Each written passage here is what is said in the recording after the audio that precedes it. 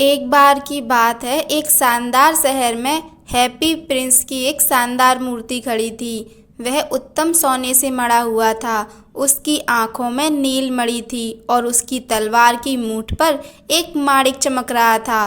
प्रसन्न राजकुमार ने अपने जीवन काल में कभी दुख नहीं देखा था, परंतु अब नगर के ऊपर उसने अपने नगर की सारी दुर्दशा और कुरूपता देखी और उसकी नीलमणि आंखों से आंसू बहने लगे।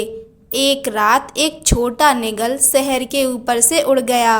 वह मिस्र के रास्ते में था, लेकिन उसने हैप्पी प्रिंस के चरणों के बीच आराम करने का फैसला किया। क्यों रो रही हो? निगल चहका। एक मूर्ति को रोता देखकर आश्चर्यचकित हो गया। राजकुमार ने उत्तर दिया, मैं अपने लोगों की पीड़ा देखता हूँ और रोने के अलावा कुछ नहीं कर सकता। क्या तुम मेरे दूत बनोगे और मेरी तलवार से माणिक को उस गरीब दर्जिन के पास ले जाओगे जिसका बच्चा बीमार है?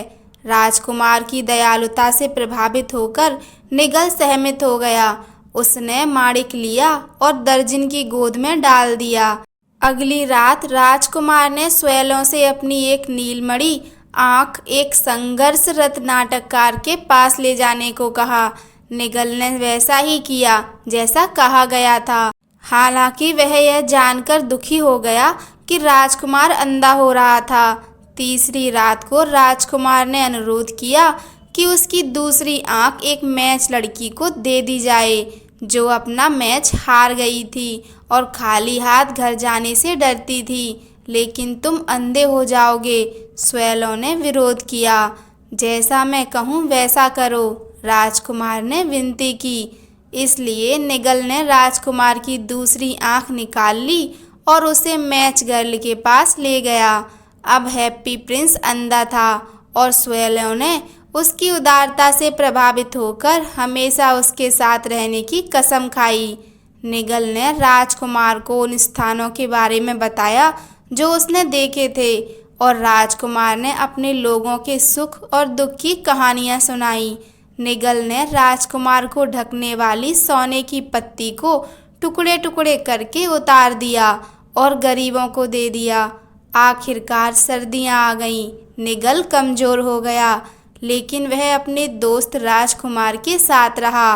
अंत में निगल राजकुमार के चरणों में मर गया और उसी क्षण राजकुमार का मुख्य दिल दो टुकड़ों में टूट गया।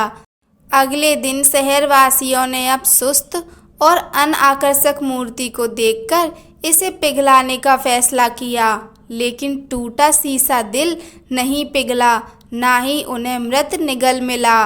परमेश्वर ने अपने ऊंचे स्वर्ग से अपने स्वर्गदूतों से कहा, मेरे लिए शहर की दो सबसे कीमती चीजें लाओ।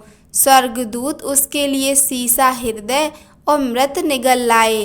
भगवान मुस्कुराए और कहा, मेरे स्वर्ग के बगीचे में यह छोटा पक्षी हमेशा गाता रहेगा और मेरे सोने के शहर में खुश राजकुमार मेरी प्रशंसा करेगा।